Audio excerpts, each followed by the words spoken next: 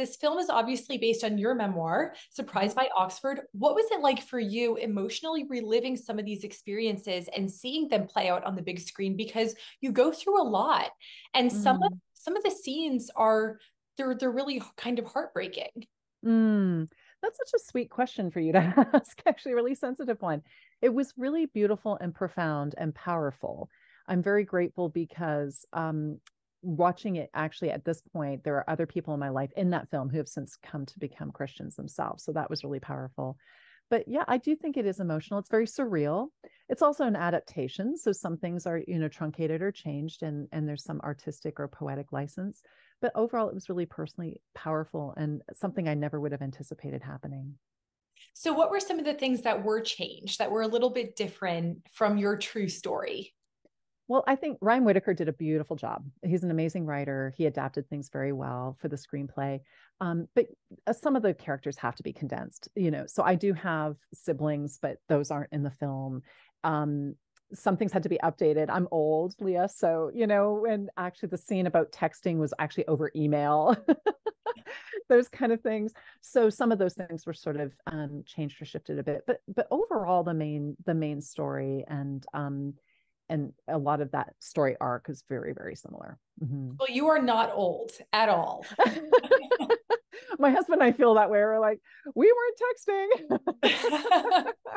And your story is so interesting because it, in many ways, kind of parallels C.S. Lewis's own story of Mm. sort of skepticism to conversion. So, share a little bit about the intellectual journey that led you to the truth of the gospel and the role that Surprised by Joy played in this journey. Oh yes. Well, I love Lewis, but at the time I was like many other people in North America. I only knew Lewis through the Narnia Chronicles, maybe as a child. I had no idea he wrote on the breadth of topics he did. And so I really wanted to evoke the title Surprised by Joy. It's actually he steals that from Wordsworth. It's a line from a Wordsworth poem, and I was a romanticist, that as an English major yourself. And I love the notion of longing and how all joy reminds. I was really struck by that as I got to read more of Lewis. And so I wanted to evoke that title in my own memoir by being surprised by Oxford, going there to study and never anticipating becoming a Christian. I was very skeptical myself. He calls himself the most reluctant convert, kicking and screaming. I really recognized and resonated with that twofold. I mean, on one hand, I came from a background of really assuming that intellectualism couldn't go hand in hand with faith, and also emotionally from a background in which my earthly father was not dependable, so there was no way I was going to trust in an eternal one. So there were a lot of metaphysical questions as well as very pragmatic ones. But as I was introduced to the faith and to Christians and read the Bible for myself, and just able to sit with those questions and sit with those ideas for ourselves instead of being so distracted, I think, like our modern culture does, to realize and sit with what am I longing for? And ultimately, the answer to the question, who do you say I am, right? That Jesus poses to us. That's an individual question for each of us to answer. So, how do the Romantics and C.S. Lewis still play a role in your spiritual walk and in the way that you witness to others through your career, through your writings? Well, I've always loved the Romantics because of their interest in infinite longing.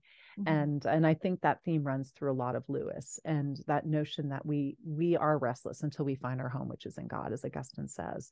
And so I love literature and I love teaching literature because I feel it's a conduit, it's an open doorway. It's like a Narnia, wardrobe into other worlds, to be able to actually examine other worlds so we can know our own better. I think that's also why Jesus told stories. And, Madeleine L'Engle says he was a storyteller, not a theologian. Stories allow us to compassionately enter other people's ideas and worlds, but it also encourages us to think through who we are in the greater story of things. And so I love being able to teach students, and that's how I still really draw on literature. I haven't read anything that hasn't directed me to the glory of God. Mm, I love that. What do you think is the reason for C.S. Lewis's enduring popularity? I know there's so many adaptations of his work. There's a new Narnia series coming out in the future. Why do you think we're still so fascinated with Lewis and honestly with the Inklings in general? Well, I think on one hand with the Inklings, because of that camaraderie, right? Being able to have conversations about lots of ideas. They all thought very differently in many ways, and yet had this friendship, or I should say fellowship, right? And fellowship runs deeper than friendship. It's the fellowship of the ring, not the friendship of the ring. For a reason, people are bonded by a larger idea, and you can kithe high and low, as opposed to being fair weather. But with Lewis in particular, I really believe it's his accessibility. He's so erudite. He's obviously so intelligent, well-read, Leah. He's able to move from all these different topics, grief and prayer and, imaginative notions of hell and all sorts of things. But you always feel like you're having a cup of tea with him in a way. Oftentimes he's self-deprecating, he's humorous, he's witty, he's also kind of holding your feet to the fire a bit. And so he's quite a delightful companion in the pages. I love that. Now, in many ways, your story, this is a love story, which is such a fun aspect of this movie. Share a little bit about weaving your intellectual journey with this romantic journey and the impact your now husband had on your spiritual walk, because he was a believer and you weren't, right? Mm-hmm, mm-hmm.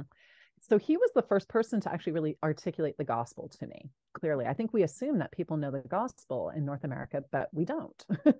There's a perfect example of someone who'd gone through public school and never cracked open a Bible, who have our notions of Jesus through the media or television.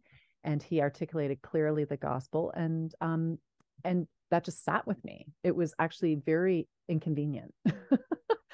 But we were friends for a long time. And one thing that spoke to me was just how his kindness, his humility, the fact that he was open to questions. He asked me a lot of questions, and other Christians that did the same. So by no means are they perfect or anything, but these people who are living their lives in the truth and in this authenticity and in this freedom of grace, and even a notion like repentance and how much more real that is than the ways that we operate in the everyday world.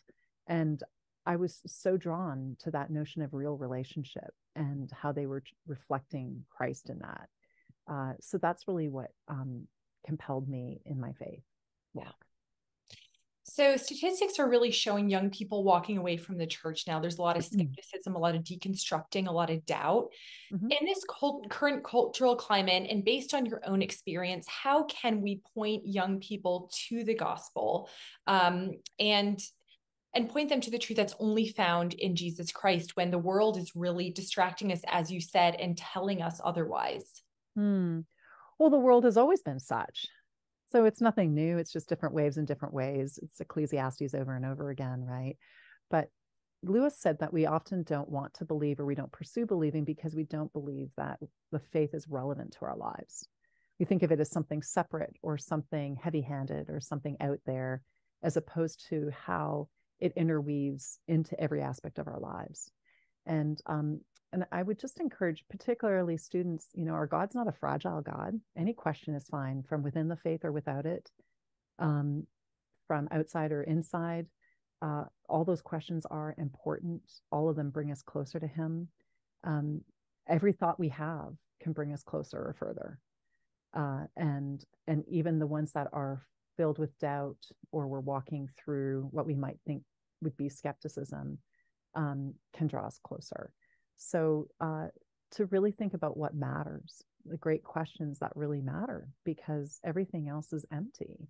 And it can sound trite to say that, but it is. Mm-hmm. And it really does release us to live. Sometimes we're hesitant, I think, especially in North America, Leah, to give up the good for the best, because we associate good with just comfort, or distraction. But knowing that God is with us, Emmanuel, makes all the difference. Absolutely. Dr. Weber, ultimately, what is your hope for Surprised by Oxford, the film? What do you hope viewers are thinking about, talking about when they walk away from this movie? Well, I really hope, Leah, that they would be able to, whether or not they have faith, that they could bring their unbelieving friends with them if they have faith, or that they could bring people of different stripes with them to see it, that they would be able to sit with the larger questions, with the things that matter between themselves and their souls.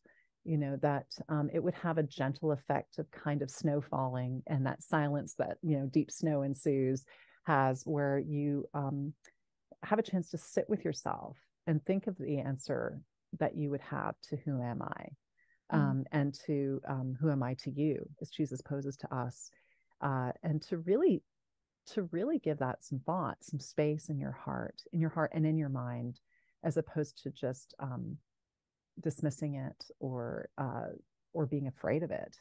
Really, perfect love drives out fear, and to extend that love to yourself as well.